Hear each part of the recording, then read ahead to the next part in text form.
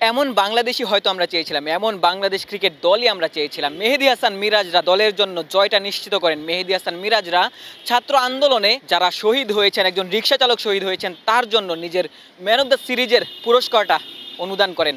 মেহেদী হাসান মিরাজরা বাংলাদেশের জন্য গৌরব বয়ে আনেন। পাকিস্তানের বিপক্ষে প্রথমবারের মতো ম্যাচ জয়, প্রথমবারের মতো সিরিজ জয়, অবিশ্বাস্য, অসাধারণ। গোটা দলই দুর্দান্ত ক্রিকেট খেলেছে।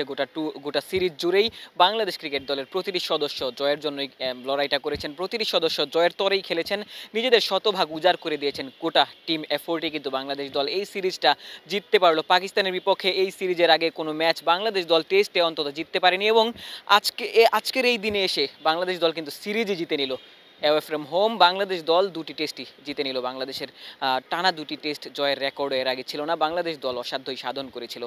বাংলাদেশ দলের প্রতিটি সদস্য এই ম্যাচে নিজেদের পক্ষ থেকে আসলে কন্ট্রিবিউটটা করেছেন। ব্যাটাররা ব্যাটারদের কাজ করেছেন, বোলাররা বোলারদের কাজ করেছেন। যেমনটা বলছিলাম, এমন বাংলাদেশ দলই আসলে বাংলাদেশ দলের সমর্থকরা দেখতে চেয়েছিলেন।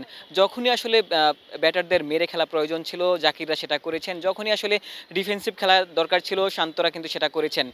যখনই বোলারদের পেসারদের এগিয়ে আসা দরকার ছিল, পেসাররা সেটা করেছেন। পেসাররা উইকেট তুলে দিয়েছেন। নাহিদ রানারা দুর্দান্ত বোলিং করেছিলেন, আক্রমণাত্মক বোলিং করেছিলেন, আনপ্লেবল বাউন্সার করেছেন। নাহিদ রানা, হাসান মাহমুদরা দুর্দান্ত বোলিং করেছেন। বাংলাদেশকে জয়ের ভিতটা কিন্তু তারাই গড়ে দিয়েছিলেন। প্রথমবারের মতো বাংলাদেশ দলের পেসাররা একটা ইনিংসে 10টা উইকেট তুলে নিয়েছেন।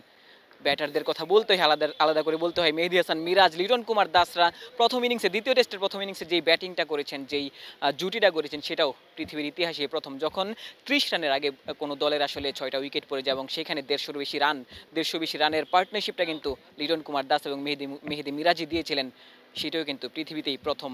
লিটন কুমার দাস টানা 3বার এমন সিচুয়েশনে পড়েছেন যে বাংলাদেশ দলের 7 নম্বরে তিনি ব্যাটিং করেন, 5-এর পরে ব্যাটিং করেন এবং প্রতিপক্ষ 50-এর আগেই বাংলাদেশ দলের 5টা উইকেট তুলে নিয়েছেন। সেই ক্ষেত্রে লিটন কুমার দাস একমাত্র ক্রিকেটার যিনি 3টি সেঞ্চুরি হাঁকিয়েছেন। লিটন দাস এই ম্যাচে প্লেয়ার অফ দ্য ম্যাচ। অবিশ্বাস্য ব্যাটিং করেছেন লিটন কুমার দাস। যেই ভয়াবহ অফ ফর্মে ছিলেন সেটি নিশ্চিতভাবেই তিনি কাটিয়ে উঠেছেন। অন্তত টেস্টে গেল 4-5 বছরে পৃথিবীর সেরা wicket keeper batter Liton Kumar Das. Mehedi Hasan মিরাজের কথা আলাদা করে বলতেই হয়। মেহেদী হাসান মিরাজ একজন প্রপার অলরাউন্ডার হিসেবে নিজেকে গড়ে তুলছেন। মেহেদী হাসান মিরাজ এই সিরিজের প্লেয়ার অফ দ্য সিরিজ। পাকিস্তানের মাটিতে যেখানে আসলে পেসাররাই রাজত্ব করেন, সেখানে মেহেদী হাসান মিরাজ 2 টেস্টে 10টি উইকেট নিয়েছেন। এই ম্যাচের প্রথম ইনিংসে ফাইফারের দেখা পেয়েছেন মেহেদী হাসান মিরাজ। শুধু বল হাতেই নয়, ব্যাট হাতেও কিন্তু তিনি তার কাজটা করেছেন।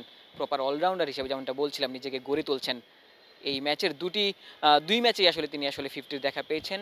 এই ইনিংসটি বিশেষ করে বিশেষ গুরুত্ব বহন করে, কারণ তার ইনিংসের কল্যাণেই কিন্তু বাংলাদেশ দল পাকিস্তানের যেই সংগ্রহ সেটির কাছাকাছি যেতে পেরেছিল। বাংলাদেশ দল অবিশ্বাস্য একটা জয় তুলে নিল। মেহেদী মিরাজ, লিটন কুমার দাস, হাসান মাহমুদ, নাহিদ রানা, তারুণ্যের সাথে যেই অভিজ্ঞতার মিশেল। প্রথম ম্যাচে মুশফিকুর রহিম যে ইনিংসটি খেলেছিলেন, মমিনুল হকরাও 50-র দেখা পেয়েছিলেন। গোটা টিম এফোর্টে, আসলে টোটাল টিম এফোর্টে বাংলাদেশ দল প্রথমবারের মতো পাকিস্তানকে হারাতে পেরেছে, প্রথমবারের মতো পাকিস্তানের বিপক্ষে সিরিজ জয় করতে পেরেছে। শেরেবাংলা জাতীয় ক্রিকেট স্টেডিয়াম থেকে গোলাম সারোয়ার, ক্রিকেট 97।